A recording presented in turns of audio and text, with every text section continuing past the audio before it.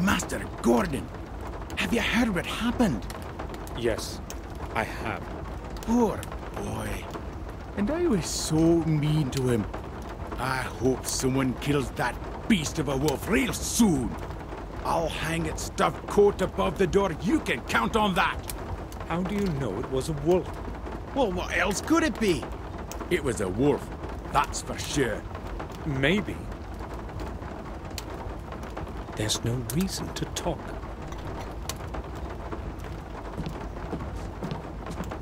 I need to talk to you. Go ahead, but make it quick. Have you heard what happened? Yeah, it's terrible.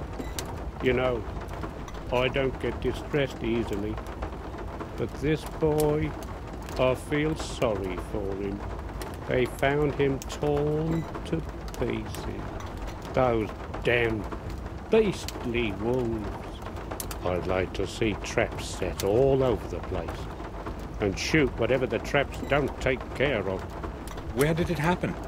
Close to the old mines, right around that bloody altar. Stonering? Yes, there. That place is haunted, that's for sure. It was once the sacred ritual place of the druid wizards. It's an evil place. Poor little thing. Stonering. I used to play there as a child too. I should go have a look around there.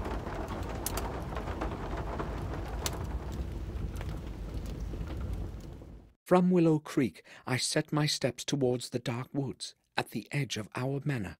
My thoughts were with the ritual place of the ancient druids, Stonering. Mr. Gordon, may I ask what you are doing here?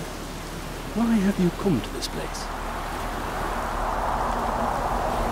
I heard what happened, and I wanted to see for myself. I don't like what's been happening at all. You don't mind, do you?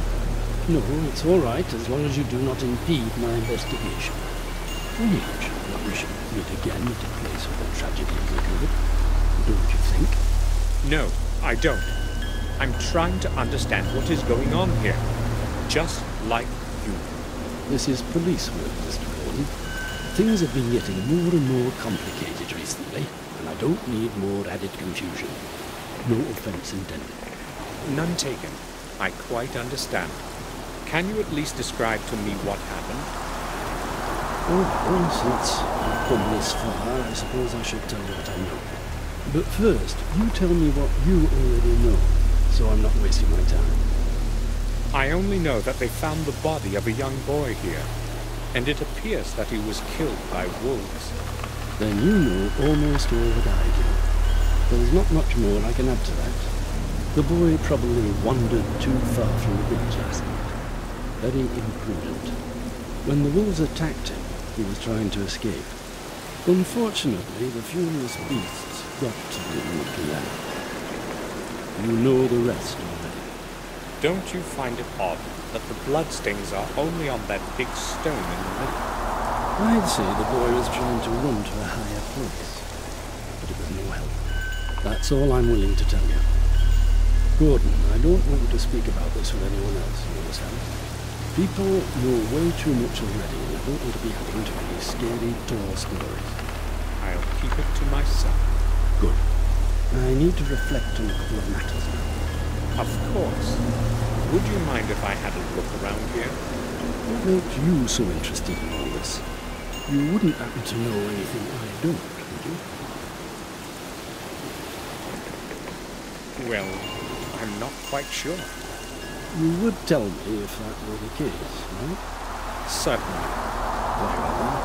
Do whatever you want here. I have no reason to ask you to leave. Have you found out anything new about Henry's death? Yes, a new fact has come to light that has made things clearer to me. I was just about to close the case, but then I spoke with the pathologist. Dr. Herman? It seems that Mr. Stanton did not die by suffocation, or drowning for that matter. How did he die then? Herman has not been able to determine the exact cause yet.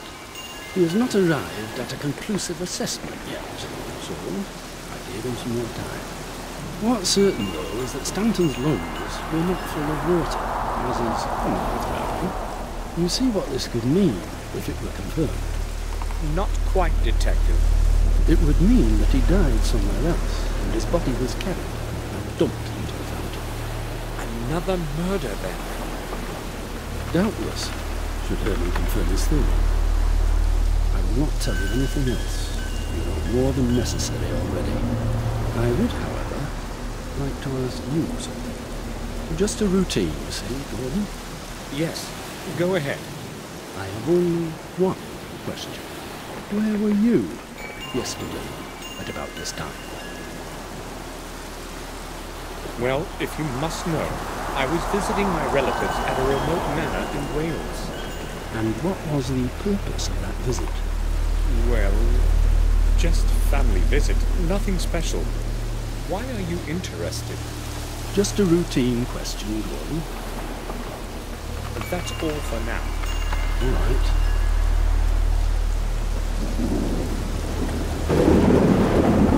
So much blood. So this is where little Vic died. Blood on the stone hasn't even dried yet.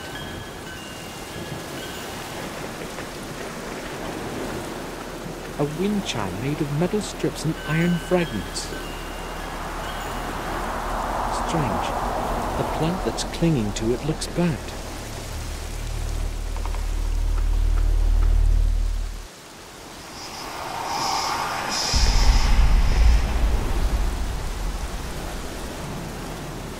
Another symbol. I should make a drawing of it.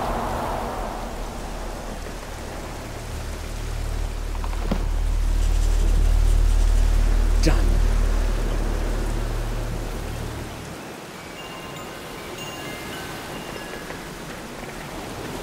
One of three menhirs that form a triangle around the altar. The stones may have played a role in the Druids' rituals. There are many such as these in the forest. A small piece of cloth is sticking from under the leaves. The detective probably doesn't know about it. Green fern. I can't pick it up now. Collier would see I found something. I've got to distract him somehow.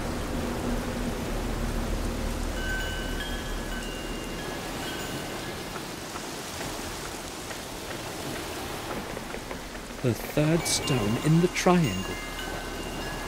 One of the many stones around the altar. Perhaps they were once used to form a circle around the altar.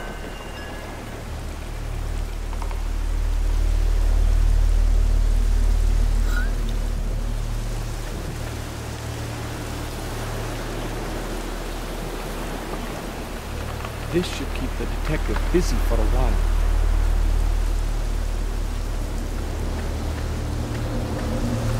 Detective? Yes?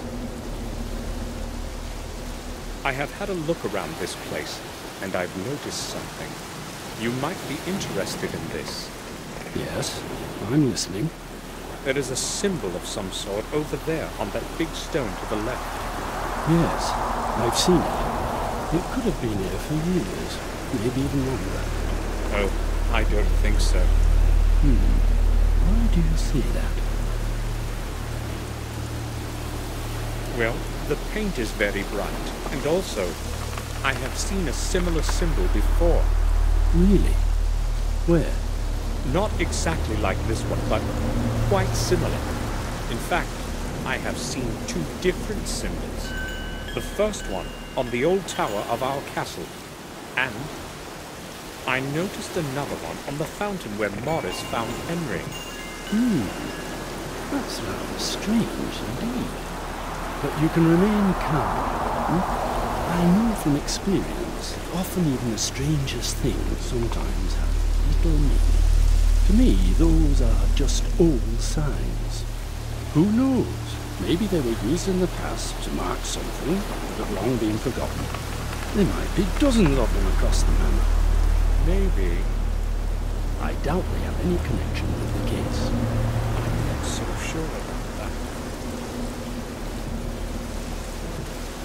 I found something that may interest you. There is a stain here on the stone behind you. I think it might be blood. Where exactly is it? Right behind you, on the right. Oh, thanks for warning me. I didn't notice it at first.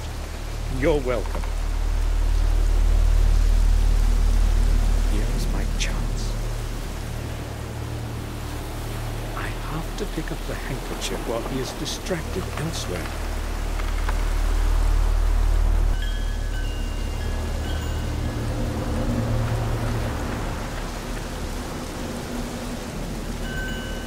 The Gordon symbol is embroidered in the cotton. How could the handkerchief have gotten there?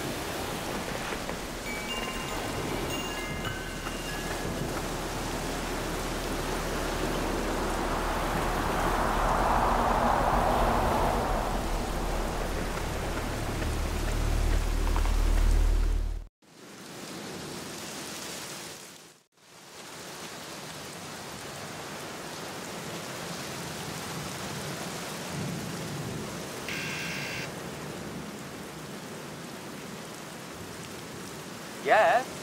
Samuel Gordon, please let me in, Doctor. I need to speak to you. Yes, come in.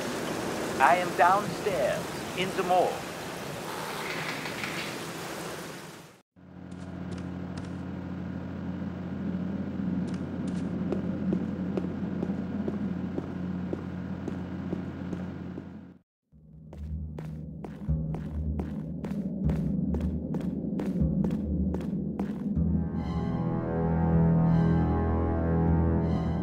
Mr. Gordon, to what do I owe your visit today? Good afternoon, Doctor. I have come to ask you about something. Oh, would you believe that does not actually surprise me? In fact, I sensed that you would show up. You have come because of that poor boy, correct? Yes, mainly. So, what do you want to know? I spoke with Collier about that boy. We were standing at the place where it happened. He didn't tell me much, other than the boy was killed by wolves. Yes, that was the original theory. The wounds were suggestive of an animal's assault. After a closer analysis, however, I can safely reject that possibility. So you have a different opinion? Yes, I have. The cause of death was severe blood loss and critical injuries of numerous organs. No animal living in these lands would be capable of doing this. Not injuries like these. What about an entire pack of wolves? The signs on the body are clear. No traces of sharp teeth bites, nothing like that. So do you have a possible explanation? I do not exactly know yet, but the boy was certainly not killed by wolves or any other animal. Of that, I'm positive. Tell me, when did you last see Robert? Some 3 days ago, I think. If you are looking for him, it is best to call the sanatorium. He is there constantly. No one has seen him in a while, and Victoria is becoming worried. I just wondered whether he had been here lately. Oh, he has not been here for quite some time. But then again, there is no purpose to his visit as far as I can tell. The last time I saw him was after William's funeral, and not since. If you hear anything about him, please let us know. Certainly. Dr. Herman? Yes? Have you found out anything new regarding that strange thing you told me about? Do you mean Henry's body? No, I have not. I need much more time for that.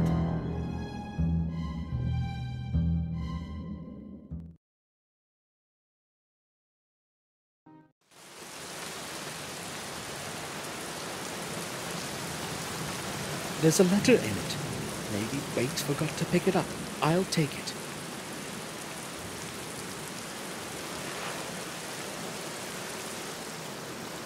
Dear Father, hopefully it will be your hands that my letter reaches first.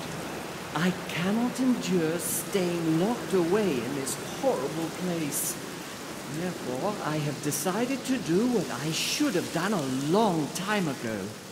I will explain everything when we meet at our place.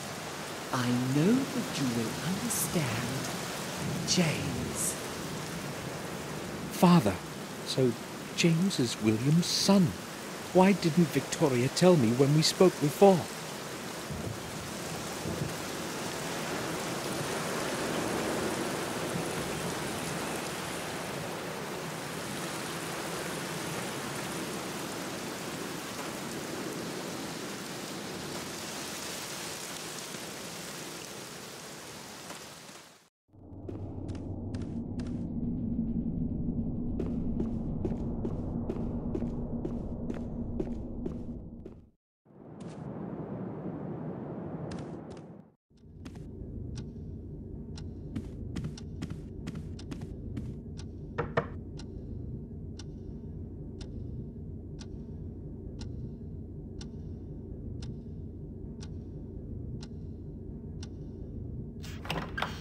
May I speak with you for a while, Victoria? Of course, Samuel. I'm concerned about Robert. I appreciate your concern. I spoke with the sanatorium's head nurse a few minutes ago. She had no news of him whatsoever. I'm worried, Samuel. Something strange is going on. I fear something may have happened to him. I'm sure Robert will manage. Do not underestimate this, Samuel. He is my oldest son, and then I have no one left but you. I'm quite sure nothing has happened to him. Everything will get sorted out soon. I hope you are right. I cannot wait in uncertainty any longer. We must do something. I would like you to go to Ashbury to find out what happened. Here we wait in darkness, and I have no one else that can go. Will you do it for me, Samuel? Of course. I'll set off straight away. No, please do not go in the middle of the night. It will be better to go in the morning. I don't mind traveling at night, and it is best that I go as soon as possible. Are you certain? The sooner I find out something, the better. All right, then. But please take care of yourself, will you, Samuel? You needn't worry. I must go to Ashbury and figure out what happened. Victoria, I found a letter in which James writes to William. He addresses him as Dear Father. So who is James, in fact? Oh, well, it does not matter anymore anyway.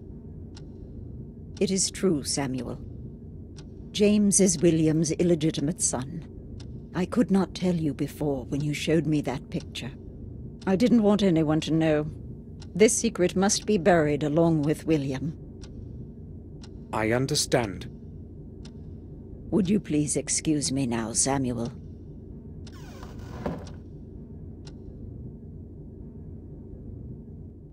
I set off for Ashbury to find out why Robert hadn't returned yet. Someone has to know something about him there.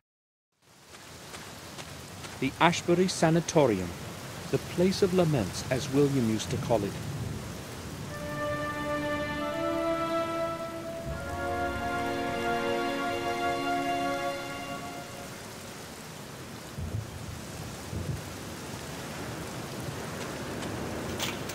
The main gate is locked for the night.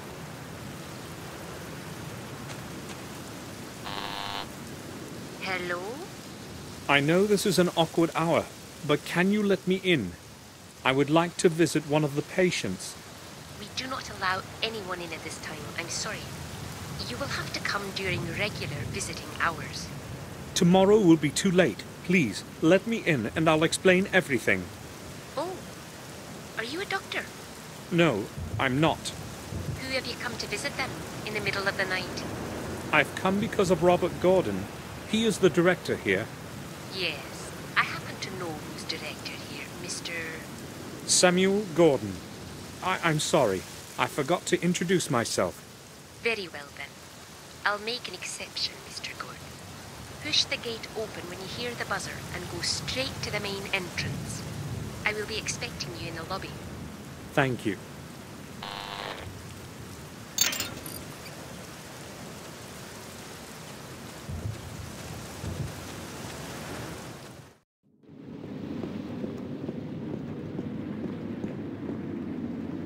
Thank you for letting me in. Well, I would not have let you in if you weren't a relative of the head doctor. Yes, actually, he is what I'm here about. You see, he hasn't shown up for a couple of days now, and I was hoping you might know something. I'm afraid I will have to disappoint you then.